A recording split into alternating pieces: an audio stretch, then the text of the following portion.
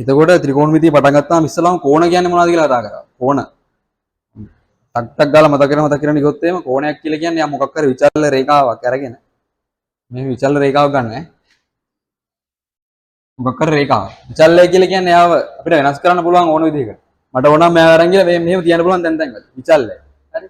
එයා මොකක් හරි යම් ලක්ෂයක් අරගෙන අචල ලක්ෂයක් අරගෙන මේ අචල ලක්ෂය වඩා භ්‍රමණය කරොත් මෙහෙම. මෙන්න මෙහෙම භ්‍රමණය කරාම තමයි මෙන්න මේ කෝණ හැදෙන්නේ. දැන් බලන්න. නොඩේමු කෝණ හැදෙන්නේ මෙහෙම. ඒතර මේ විචල්්‍ය රේඛාව භ්‍රමණය කරන්න පුළුවන් විදි දෙකක් තියෙනවා. එකක් තමයි මේ වම් පැත්තට භ්‍රමණය කරන්න පුළුවන්. අනිත් තමයි මේ දකුණු පැත්තට භ්‍රමණය කරන්න පුළුවන්. මේක වාමාවර්ත දිශාව කියලා කියනවා. අපි මේක සාමාන්‍ය ගණිතය අපි කතා කරන්නේ මේක තමයි කෝණමයින ධන දිශාව. වාමාවර්ත දිශාව. ඉංග්‍රීසියෙන් කිව්වොත් ඇන්ටි ක්ලොක්වයිස්. එතකොට දක්ෂිණාවර්ත දිශාව කියලා කියන්නේ ක්ලොක්වයිස්.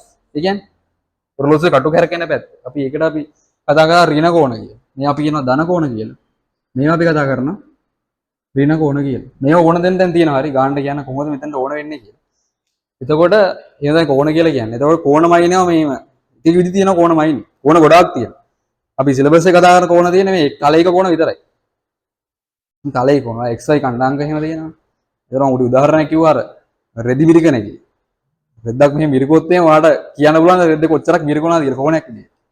ටිකක් සංකීර්ණයි. ඒතකොට ඒවා අපි කතා කරන්නේ නැහැ. එතකොට අපි කතා කරන්නේ තලයක කෝණ. එතකොට මේ කෝණමයින විදි ඒකක ගොඩක් තියෙනවා. ඒකේ අපි කතා කරන සිලබස් එක කතා කරන ප්‍රධාන එකේ තමයි අංශක සහ රේඩියන් කියන එක. ඒකට අංශකයක් කියලා කිව්වේ ආව දන්නවා වටයක් කියන අංශක 360ක් කියලා. ඒ උනාට අපි කියන අංශකයක් කියන්නේ මොකක්ද කියලා හරියට මොන. මොකක්ද අංශකයක් කියන්නේ? ඒ කියන්නේ මේ සම්පූර්ණ වටයක් ගත්තාම මේ වටයක් සමාන කොටස් 360කට බෙදුවොත් එක කොටසක් අපි කතා කරනවා අංශක එකක් කියලා. පට්ටක් ගාලා මතක් ගන්න කියන ඒවා. අනිත් කට්ටිය දෙනාට පොඩි අදහසක් ගන්න. ඒතකොට ඔයාලට යන්න ලේසි මෙතනින් යන්න. ඊට පස්සේ මේ තමයි අංශක එකක් කියලා කිව්වේ. ඒතකොට සම්පූර්ණ වටයක තියෙන අංශක 360ක් තියෙනවා. ඊට පස්සේ අපි කතා කරා රේඩියන් කියලා එකක්. අලුත් ඒකකයක් ඔයාලට. රේඩියන්. මම එයා ගැන පොඩ්ඩක් වැඩිපුර කියන්නම්. රේඩියන්. හරිද? මේක කියනවා රේඩියන්. සිංහල රයිටින් කියන වැඩි හිතන්න එපා. ඒකට හොඳක් අමාරුයි. මේ රේඩියන්. හරිද? රේඩියන් එකක් කියලා කියන්නේ අපි කතා කරොත් එහෙම මෙන්න එහෙම අරයක් අරය R වෙච්ච එක්කෙනෙක්. වෘතයක් තියෙනවා අරය R ඈ. වෘත චාප කොටසක් තියෙනවා. මේ අරය R වෙච්ච වෘතයෙන් චාප දිගක් ආපාදනය කරන මෙන්න මෙහෙම R කියලා. මෙයාගේ අරය R මෙයාගේ චාප දිගත් R. එහෙනම් මෙන්න මෙතන හැදෙන කෝණය තමයි අපි කියනවා රේඩියන් එකක් කියලා. අපි රේඩියන් අර්ථ දක්වන්නේ මෙන්න මෙහෙම. මේව කතා කරා මේ සතිය කතා කරා රේඩියන්. මෙන්න මෙයාට තමයි රේඩියන් එකක් කියන්නේ. අපි අර්ථ දැක්වීම කිව්වොත් එහෙනම් අරයට සමාන චාප දිගකින් කේන්ද්‍රය මත ආපාදනය කරන කෝණය අපි රේඩියන් එකක් කියලා කියනවා. අරයට සමාන චාප දිගකින් කේන්ද්‍රය මත ආපාදනය කරන කෝණය. කියන රේඩියන් එකක් කියලා අර්ථ දැක්වුවා. එතකොට ලොකුට තේරුම් නැත්නම් ලොකුට හිතන්න අපි ඉස්සරහට යන ෂේප් එක. තව අදහසක් තියෙනවා මේක. ඉතා සරල අදහසක් තියෙනවා රේඩියන් කියන එකේ. රේඩියන් කියන කෝණය අපි කිව්වොත් තීටා නා රේඩියන් කියන්නේ. රේඩියන් කියලා කියන්න පුළුවන්. යම් චාප දිගක් අරයෙන් කී ගුණයක්ද කියන එක. අදහසක් තිබුණා. චාප දිග කියන්නේ අරය වගේ කී ගුණයක්ද කියන එක තමයි මේ එහෙම අදහසකුත් මේකේ තියෙනවා. අන්න ඒ අදහස ගත්තොත් අපිට ලියන්න පුළුවන් චාප දිග S නම් අරය R නම් S බෙදී මාර්ග කියන්නේ රේඩියන් කියලා කියන්නත් පුළුවන්. කටපාඩම් ගන්න බෑ මේක. අර්ථ දැක්වීම මේක. ඒකේ අර්ථයක් තියෙනවා. අරය වගේ කී ගුණයක්ද චාප දිග කියලා. ඒකට චාප දිග S කියලා ගත්තොත් මෙන්න මෙහෙම. කෝණේ රේඩියන් θීටා කියලා ගත්තොත් මේ θීටා කියන එක කෙනා සමානයි S බෙදීම R ට. එතකොට මේ R කියන එක කෙනා එහාට මෙහාට දැම්මාම S සමානයි අපිට R θීටා කියලා සමීකරණය ගොඩනගා ගන්න පුළුවන්. අපි තමයි මේ ගොඩනගපු පළවන සමීකරණේ මේ වාගේ සිලබස් එකට යටතේ කොට පළවන සමීකරණය සමානයි R θීටා. අර R θීටා කියලා කියන්නේ අර රේඩියන් වලින් මයින කෝණය. S කියලා කියන්නේ චාප දිග. ඉතින් අපිට S සමානයි R θීටා කියලා සීන් එකකට යන්න පුළුවන්. හරිද? එතකොට ඔක තමයි කතා කරේ ප්‍රධාන වශයෙන්.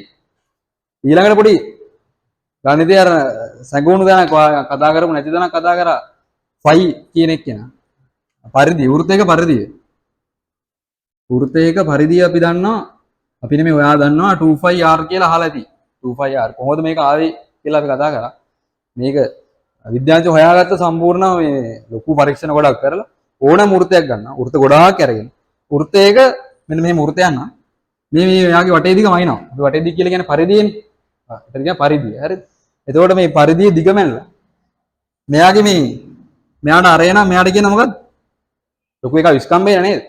ලොකු විස්කම්බේ D නම් මෙයාගේ සම්පූර්ණ පරිධිය S නම් සම්පූර්ණ ඕ පරිධිය S නම් මේ S බෙදීම D අනුපාතය හැමතිස්සෙම නියතයක් කියලා හොයාගත්ත විද්‍යාඥයෝ. ඕනෑම වෘත්තයක පරිධිය බෙදුවොත් විස්කම්බෙන් ඒ අනුපාතය නියතයක් කියලා විද්‍යාඥයෝ හොයාගත්තා. ඒක හැමතිස්සෙම එකම වගේට යන්නේ. 3.1 4 1 5 9 ඕම දිගට යන එක. අංශේ ඉවරයක් නැහැ කෙලවරක් නැහැ. දිගට යන එක. එතකොට එන්නේ ඒකට කියන ලස්සන අගයක් කිව්වා. ලස්සන අපි මේක 5 කියලා ගේමු කියලා කිව්වා. දැන් 5 කියලා ගේමු. එදිනෙ තමයි මේ 5 හැදුනේ. අන්න ඒකෙන් තමයි මේවා බලන්නකො දැන් මේ D එහා පැත්තට දාලා S සමානයි 5D කියලා ලියන්න පුළුවන්. දැන් මහා සමානයි 5D කියලා මේ කියන්නේ D දෙපැත්තෙම D වලින් ගුණ කරාම නේද? 5D දාන්න පුළුවන්. මේ D කියලා කියන්නේ විස්කම්බයෙන්. විස්කම්බය කියන්නේ අර ඒ වගේ කීගුණයක් නැද්ද? අර R නම් අර ඒ වගේ දෙගුණයක් නේද විස්කම්බය කියන්නේ. ඒතර මේ D වෙනුවට කියන්න පුළුවන් මොකද්ද? දෙවාරයක් අරේ කියලා කියන්න පුළුවන්. එකයි. D කියන එකට දෙවාරයක් අරේ. ඒකෙන් අපිට ආවා. මේක 2R දැම්මට පස්සේ මේකේ 2 5 R කිය. කොහොමද අපි පරිදි හැදුවේ? කොහොමද කතා කරන්නේ? එතකොට මේ 2 5 R කියන එක නම් මේකට ආදේශ කරොත්. මේකට ආදේශ කරොත් 2 5 R බෙදීම R කියලා. මෙයාට R කැපෙනවා. මේ 2 5 R කියේ මුළු වෘත්තයක සම්පූර්ණ කෝණයෙන් සම්පූර්ණ පරිධියෙන් අන්න එතකොට අපිට කියන්න පුළුවන්. වෘත්තයක වටේක කෝණය කොච්චරද රේඩිය? අපි රේඩියන් කතා කරා 2 5 කිය. මේ කියන්නේ වෘත්තයක වටේක කෝණය. අංශක වලින් නම් කොච්චරද? අංශක වලින් නම් 360ක්. අපි රේඩියන් වලින් කතා කරොත් 25 රේඩියන් කියලා එකක් කතා කරා. හරිද? මේක තමයි වට ආපු අලුත් සංකල්පය. ඒතර මේක පොඩ්ඩක් දැනට ඔන්න මම දැනට සමරයක් විදිහට ඉක්මනට කියාගෙන ගියා. එතකොට ඊළඟට තව එකක් කතා කරා, තව ලස්සන කතාවක් කතා කරා. මොකද්ද කතා කරේ? අංශක 360ක් කියන්නේ වටේක කෝණය. එකගයිනේ. මෙතනවා තේරුම් ගත්තා නම් මට ලොකු දෙයක් දැන්. අරක නැතුණත් මේක ඕන. අංශක 360ක් කියන්නේ වටේක කෝණය. රේඩියන් වලින් නම් කොච්චරද?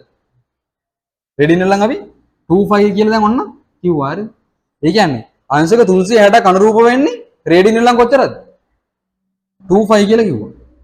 ඊට පස්සේ අපි ගණිතයේ තියෙන අර අනුලෝම සමානුපාතික කියන එක ඔය අර තීරට ගිහ ලොකුට කියන එකත් එක්ක අපි ඉතා සංකල්ප ඉතාම සරල සංකල්පයෙන් කියන්න පුළුවන්. අච්චරට මෙච්චර නම් මෙච්චරට කොච්චරද කියලා ලස්සන වචනයක් වාක්‍යයක් ආවා. ජීවිත කාලේ දැන් මම මැස් කරන්න තෝරගත්තා නම් මම මැරෙනකම් මේ වචනේ ඕනේ. මේ ගණිත මේ සුළු කරන විදිය මැරෙනකම් ඕනේ. කරන්න දෙයක් නැහැ. අච්චරට මෙච්චර නම් මෙච්චරට කොච්චරද කියලා. මොකද්ද මේ ඉතාම සරලයි. කටපාඩම් ගන්න දෙයක් නැහැ. මේ බලන්න. අංශක 360කට රේඩියන් 25 නම් ඔයාට පුළුවන් ඕනම අංශක ගන්නකට අංශක 180කට අංශක 90කට අංශක 70කට 5කට 1කට ඕන එකකට හරව ගන්න පුළුවන්. මේ ඕනම අංශක ගණන් රේඩියන් වලට හරවන සූත්‍රය කියලා කටපාඩම් කරන්න එපා. මොකද කරන්න ඕන? අංශක 360කට රේඩියන් 25 නම් අංශක 180කට කොච්චර? අංශක 70කට කොච්චර? අංශක මේක. ඒ විදිහටම රේඩියන් කියන එක නම් අනිත් පදවස් සූත්‍රය පාඩම් කරොත් ආ සූත්‍ර දෙකක් පාඩම් කරන්න ඕන. මොකද්ද? රේඩියන් අංශක කරන්න පාඩම් කරන්න ඕන.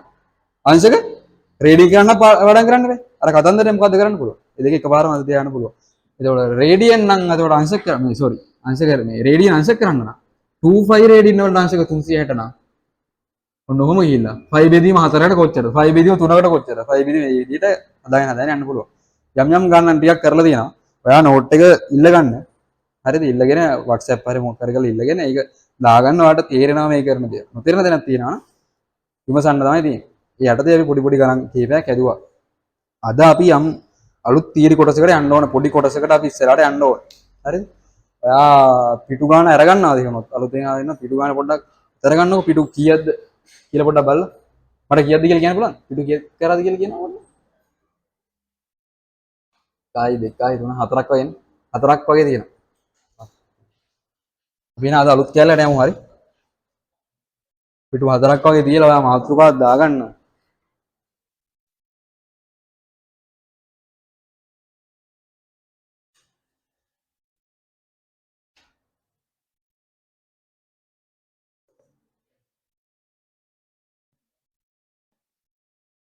චාප කොටසක වර්ගඵලයේ සෙවීම. මතුණා. චාප කොටසක වර්ගඵලයේ සෙවීම. ඔක මං කියන්නේ. චාප කොටසක වර්ගඵලය තීර කොටසක් කරලා අපි අර කරමු. චාප කොටසක වර්ගඵලයේ සෙවීම.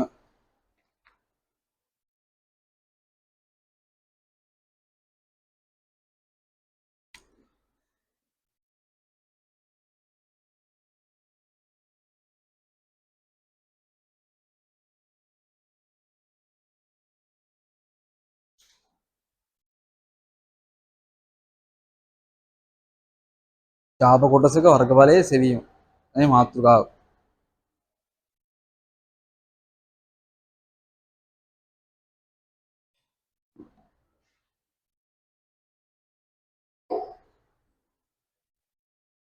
මම ඔන්න පොඩි චාප කොටසක් කියන්නේ. චාපයක් කියන එක දන්නවද? චාප කියනවා චාපයක් කියන්නේ මොකක්ද? වෘත්තයෙන් ඕනෑම කොටසක් අපි කියන්න පුළුවන් චාපයක් කියලා. වෘත්තය කියන්නේ චාපයක් නෙමෙයි. වෘත්තය කියන්නේ චාපයක් නෙමෙයි කියන්නේ. වෘත්තය කියන්නේ චාපයක් තරකට චාපයක් තමයි. කොටසක් තමයි මේ කතා කරන්නේ. චාපයක් කියලා ඔන්න කතා කරා. හරිද? එතකොට මම මෙයාගේ මේ කෝණේ ගන්නවා θ කියලා. θ. හරිද? θ දන්නව නේද? θ අහලා තියෙනව නේද? මට බයයි මේවා කියන්න. හරිද? R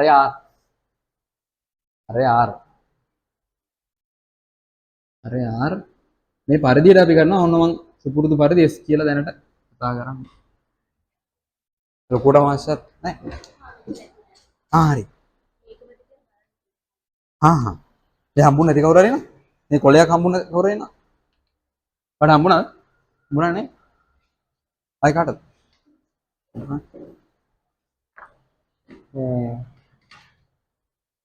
ඔන්න චාපයක්. ඒතකොට චාපේ ඉස්සලා අඳුර ගන්නවා චාපේ කියන්නේ මොකද්ද කියලා. ඔන්න චාපය. හරි. න්යායක වර්ගඵල ගන්න කොහොමද? මේ කතන්දරේ. එයාට හම්බෙන මේ තියරකින් මේ නිකන් අර ලොකු යම් සැලකිය යුතු තියරයක් තමයි මේක. හරි. ඒක තේරුම් ගන්න ඕන කෑල්ල. මං කියන්නේ මේක තමයි ඔයාලට හම්බෙන බරම තියර ඉස්සලා හම්බෙන බර කොටස. මේක කරන්න කියලා. මම පොඩි උදාහරණයක් කියන්නද?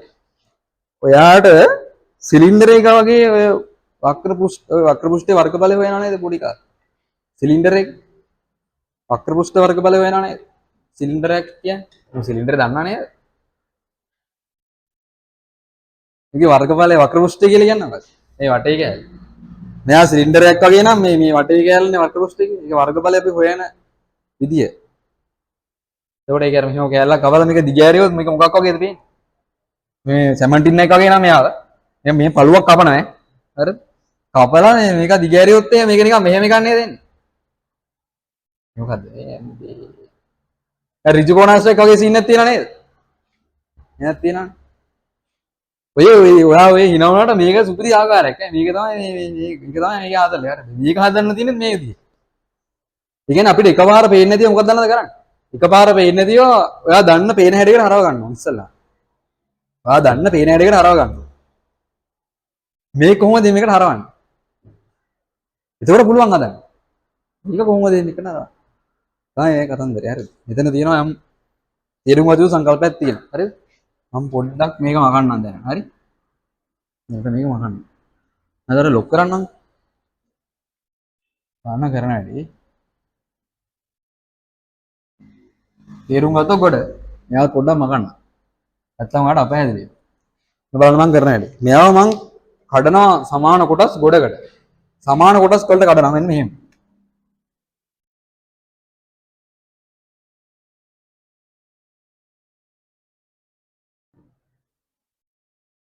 ඔහො නෝ සින්නේ කඩනවා යා. මට දැන් කඩාගෙන යන්න පුළුවන්. හරිනේ නේද? දැන් කොහොමද මේව කරන්නේ? ඉස්සලා කරා මෙහෙම හරිද? ඔයාලට මෙන්න මෙයාව මොකක් හරි එකක් විදිහට පේනවද? මේ හැඩේ නිකන් දැකලා පුරුදු නැද්ද? මං කියනවා මේ සම්පූර්ණ කොටස ශාපයක් එක හරි. මෙන්න මේ පොඩි කොටසක් අරගෙන මෙහෙම කරොත් නිකන් මෙන්න මෙහෙම සීන් එකක් කරන්න බැරිද?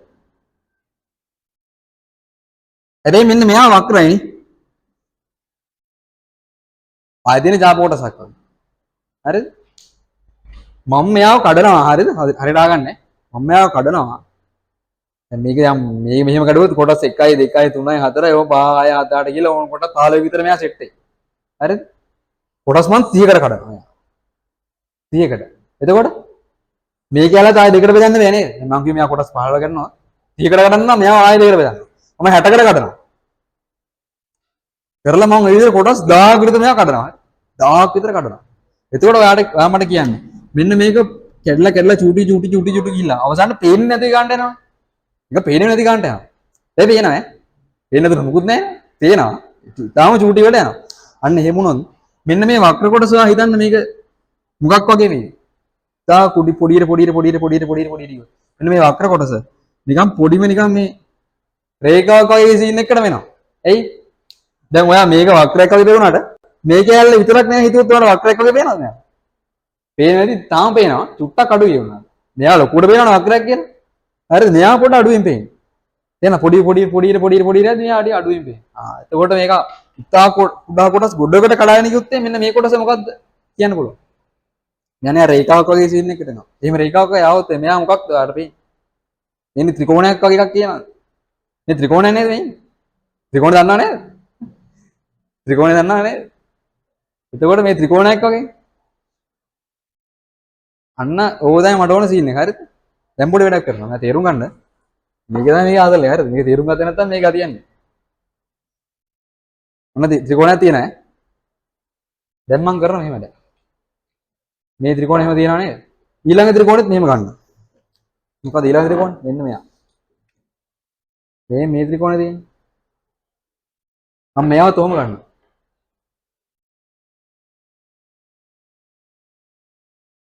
මේක ගන්නවා හරිද? හරිනේ නේ? අවුලක් නැහැ නේ? එකක් ගත්තා මේකක් ගත්තා.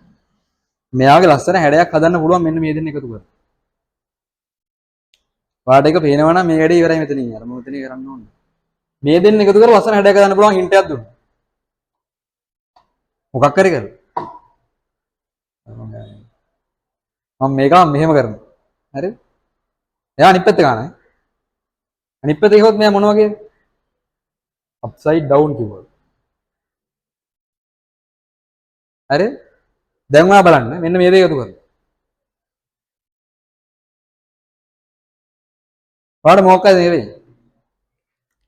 මොකක්ද මේක? බලන්න හරි.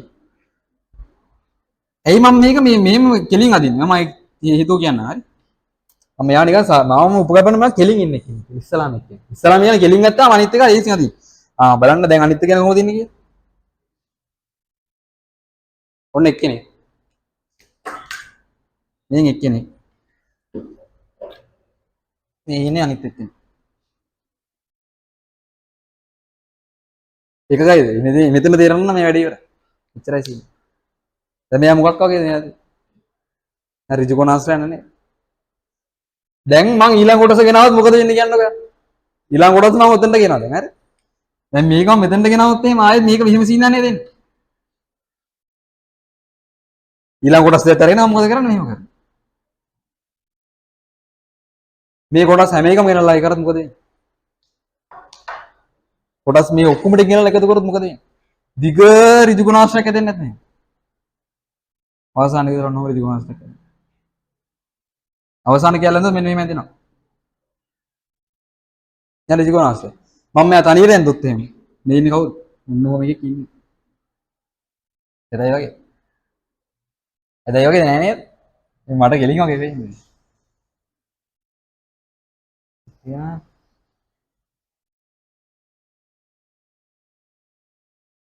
ඒක තේරෙනවා නම් එච්චරයි. දැන් ඔයාලට මේක හදන්න පුළුවන්. තමා සමීකරණ දුන්නා මේ ගතියක් නැහැ. මේක තමයි හදල්ලේ. මෙන්න මේ දිග කවුද කියන්නේ ඔයාලට? මේ දිග කවුද? මේන්නේ කවුද? මේ අර කියන කොටස තමයි මේ තියෙන්නේ. මේ කොටසට වෙන දේ මම කියන්නේ. මේ ආර වගේ. මේ කොටස කවුද? මේ දිග කවුද? හිතලා බලන්න ඕක තමයි හදල්ලේ. දැන් මේක අනිත් සීන්.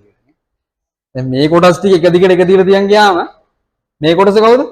වෘතයේ තියෙන ඡාප කොටසනේ. S. එයා හිතන්න මේ දිග කවුද? S නෙමෙයි S බෙදීම දෙකයි. ඇයි එහෙම කියන්නේ? ඇයි මේකේ කොටස ගන්න ඉතුරු කොටස උඩනේ තියෙන්නේ? තේරෙනවද? මේ තේරෙන්නේ ආදල්ලේ? හරි. මෙතන ඒතර මේක මං ඒතර S බෙදීම දෙකයි. මේ S බෙදීම දෙකයි. මෙයා කවුද? මෙයා ආර. ඔයාලට මේකේ වර්ගවල වෙන්න බැරිද? මේක වන්න බැර නම් මගේ ප්‍රශ්නයක් නෙමෙයි ඉතින්. මට මේක කරන්න කමාරුයි. මේ වර්ගඵලය ගත්තොත් එහෙනම් පාද දෙක උන්නේ නේද? R වාරය S බෙදීම දෙකයි. මම කැමති ඕලෙවල් මේක වර්ගඵලය කියන්නේ මොකක්ද කියලා ඉගෙන ගත්තා. වර්ගඵලය කියන්නේ මොකක්ද කියන්නේ? තවට ඉස්සරහට තේරෙන්නේ. මොකද වර්ගඵලය කියන්නේ කියලා තේරෙන්න ඕනේ. හරිද? වර්ගඵලය කියන්නේ නෑ වර්ගඵලයේ පරිමාණ දෙකක් තියෙනකොටද? තේරුණා නේද? ඒක කමන්නේ දැන් කොහොමද මේ තියෙන වර්ගඵලය. මේ වර්ගඵලය මේකින් එනවා කියලා ඔය කොහොමද දිග වැඩි කිරීම බලලා වර්ගඵලය එනවා කියන්නේ මොකක්ද? මං කිව්වොත් ඒ දිග වැඩි කිරීම දිගින් වර්ගඵලය එනවා කියලා. ඔයා පිළිගන්න ඕනේ දිග වැඩි කිරීම දිග එනවා කියලා. ඔයාට පිළිගන්න නැති වෙන්න නම් ඔයා දැනගන්න ඕනේ වර්ගඵලය කියන්නේ මොකක්ද? තේරුණානේ මේ මේකේ ඒ සබ්ජෙක්ට් එක රහත් එක්ක ගියාම තමයි ඉස්සරහට යන්න පුළුවන්. නැත්තම් මේ ඉසි කතියන්නේ. කොහොම හරි දැන් ඒකට නැහැ. මේ තියෙන්නේ මේක. R වාරයක් S බෙදීම දෙකයි. ඒ මෙයා මම යම් අර තියෙන ලස්සන අර තියෙන හැඩ ලස්සන හැඩේ හරවන්න ඕන. හරිද? මේ S සමාන මේ බලන්න. මෙයාගේ කෝණේ මම ගන්නවා සම්පූර්ණ කෝණේ θ කියලා. අපි අර ඊළඟ එකක් කරා මම දැන් මතක් කරා වගේ S සමානයි R θ කියලා උපකල්පනය කරා. උපකල්පනය නෙමෙයි ඔප්පු කරගත්ත. ඒකත් ඔප්පු කරගත්ත. S සමානයි R θ කියලා. එතකොට මේ θ කියන්නේ රේඩියන් වලින් මයින කෝණය. රේඩියන්. ඒක මේකට දැම්මොත් මොකක්ද දෙන්නේ? ඔයාලට ගන්න පුළුවන් ලස්සන හැඩයක්ද? R වාරයක් S වෙනකොට දානවා R θ කියලා. හරිද? එකයිද? S වෙනකොට R θ කියන පදේ එහෙම දැම්මා. හරිද? S සමාන R. ඒතර හරිනේ. දැන් මෙයා හදන්න බලන්න මෙන්න මෙහෙම බලන්නකෝ. මේ භාගය දිනනවා නේද? භාගයයි. බෙදීම දෙකේ නෑ එළෙන ලස්සන හැඩයක් කරන එක විතරයි කරන්නේ. R ගුණ කරනවා R කින් කවුද එන්නේ? R ගේ වර්ග. දෙක වැඩි කරොත් දෙකකින් දෙකේ වර්ගනේ. මෙයාගේ R ගේ වර්ග. මේ කවුද? මේ θ. මෙන්න මේක තමයි යාට කටපාඩම් කරන සූත්‍ර මේ. මට ඔක දුන්නත් ඇති. දුන්නා ඇති උනාට මම කියන්නේ මේක නෙමෙයි වුණා මේක කිය. මේකෙන් තමයි හිතන්න පුරුදු වෙන්නේ. මේ හිතන්න පුරුදු වුණා නම් හරි පොඩක් අර මේක මම අර මාසයක් විතර නම් මන්තරයක වතුරනවා හරි. හැමදාම වතුරනවා. හැමදාම කියන්නේ. මම කියන්නේ මේ O level වලින් A level වලට ගැප් එකක් තියෙනවා. O level වලට A9 අරගෙන A level වලට W3 ගන්න පුළුවන්. O level වලට A9 අරගෙන A level වලට A3 ගන්න පුළුවන්. වතුරනවා හරිද? හැමදාම වතුරනවා මේක. ඕනනම් O level වලට A2ක් අරගෙන A level වලට A3 ගන්න පුළුවන්. O level වලට A2ක් අරගෙන A level වලට W3 ගන්න පුළුවන්. මේ හැම දෙයක්ම වෙන්නේ. මෙන්න මේ ගැප් එක පයින්න බැරුණු. මේ ගැප් එක පයින්න. O level වලින් කඩන්න තියෙන. ලොකුම දෙයක් තමයි කටපාඩම් කරන සීන්. හිතන්න කොට පුරුදු වෙන්න. චුට්ටක් හිතන්නවා. චුට්ටක් ඉස්සරහට හිතන්නවා. මේක මොකද වෙන්නේ කියලා. හිතන්න පුරුදු වුණාට පස්සේ මේක මේ එච්චර දඟලන්න දෙයක්වත් නෙමෙයි. සිල්ලේ යන්න පුළුවන්.